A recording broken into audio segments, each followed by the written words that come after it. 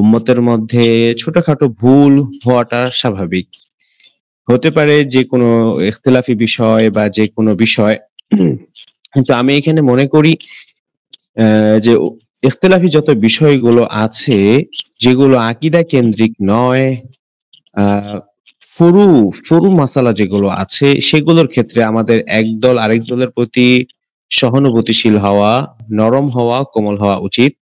কারণ বিভিন্ন সময় বিভিন্ন ঘটনা আমাদের নজরে আসে যে ছোট, ছোট মাসালা, ইখতিলাফি মাসালার কারণে দেখা যায় যে এক ভাইয়ের মাধ্যমে আরেক ভাই আক্রান্ত হন বা আঘাতপ্রাপ্ত হন। আমি বলব যে এগুলো থেকে আমাদের এড়িয়ে চলা উচিত এবং উদার মনের হওয়া উচিত।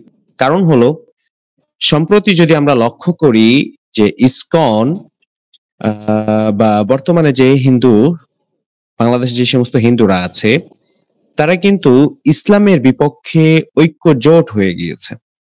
অথচ যদি আপনি তাদের ভিতরে লক্ষ্য করেন তাহলে দেখবেন তাদের কেউ শুধু শ্রীকৃষ্ণকে নিয়ে থাকছে, আবার কেউ, কেউ তাদের বিভিন্ন দেবদেবী নিয়ে থাকছে। দেখা যাচ্ছে তাদের মধ্যেও যে তাদের ধর্মের পরিচয় বা তাদের মধ্যে ধর্মের মধ্যেও অনেক ভেদাভেদ আছে বা বিভিন্ন দল আছে।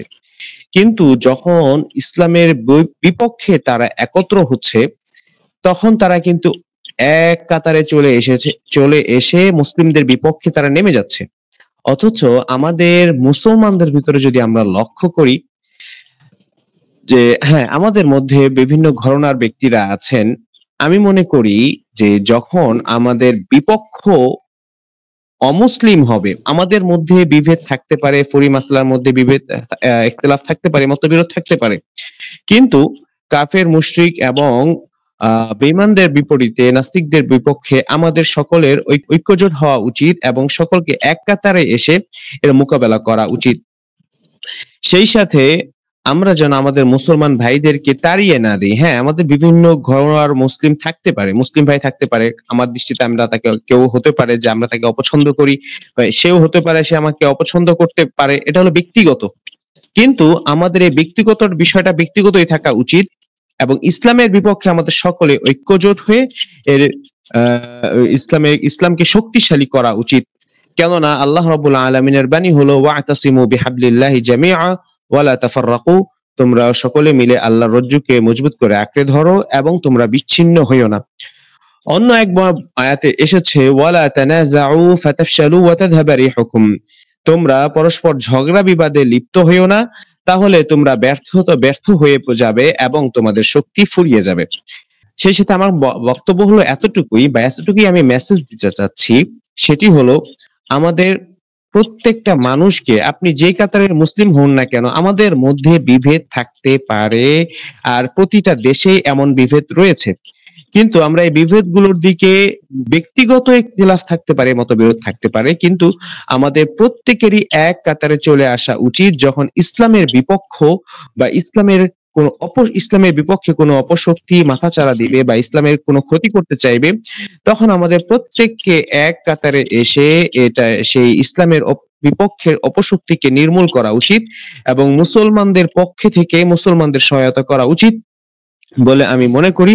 সর্বশেষে একটি আয়াত আমি মনে করিয়ে দিতে চাই, ইন্নামাল মুমিনুনা ইখওয়া, মুমিনরা হলো ভাই, ফাআসলিহু বাইনা আখাওয়াইকুম, এবং তোমরা মুসলমান ভাইদের মধ্যে সংশোধন করে দাও, ওয়াত্তাকুল্লাহ, এবং তোমরা আল্লাহকে ভয় করো। আমি মনে করি আমরা যদি এইভাবে একজন আরেকজনকে উদারভাবে আমরা একজন আরেকজনকে দেখি, নিজের মধ্যে আমি বারবার বলছি যে নিজেদের মধ্যে মতবিরোধ থাকতে পারে, তবে হ্যাঁ, শত্রু বিপক্ষে আমরা যেন একজোট হয়ে যাই, শত্রুদের বিপক্ষে আমরা যেন একজোট হয়ে যাই। এই ক্ষেত্রে যেন আমরা কখনো বিভেদ না হই। কারণ হলো এই ক্ষেত্রে একটা সুন্দর একটা ঘটনা বলতে চাই। ঘটনাটি হলো এমন, এক বাড়িতে তারা চার ভাই সেখানে অবস্থান করে।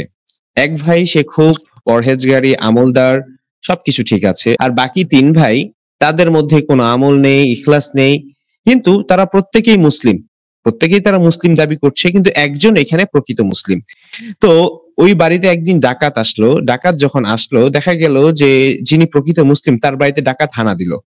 কিন্তু যখন সেই প্রকৃত মুসলিম ব্যক্তিটা সে চিৎকার করে আর্তনাদ করলো, বাঁচার জন্য আকুতি করলো বা বাঁচার জন্য সাহায্যের জন্য জোরে জোরে চিৎকার করছিল, তখন দেখা গেল যে তার বাকি যে তিন ভাই ছিল তারা ৩ ভাই তারা লাঠি বা যার কাছে যা ছিল তা নিয়ে এসে সে ডাকাত দলকে প্রতিহত করল।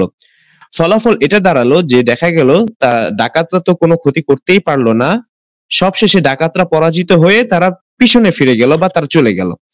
তো এই যে ঘটনা থেকে এটাই বোঝানোর উদ্দেশ্য যে হ্যাঁ, আমাদের মধ্যে ইখতিলাফি বিষয়গুলোতে মতপার্থক্য থাকতেই পারে এবং সেটা স্বাভাবিক। কিন্তু শত্রুদের বিপক্ষে আমরা যেন একজোট হই এবং সেইখানে যেন আমরা মতবিরোধ না দেখে আগে শত্রুকে প্রতিহত করি। তারপর আমরা আমাদের বিষয়ে যে বিষয়গুলো আছে আমরা একজন আরেকজনকে কটাক্ষ করে যেন কোনো বিষয় না বলি। কোমল করে আমরা যাতে কথা বলতে পারি। আমি আল্লাহ তাআলার কাছে এটাই কামনা করি এবং এই বলে আমি আমার আলোচনা শেষ করছি। আসসালামু আলাইকুম ওয়া রাহমাতুল্লাহ।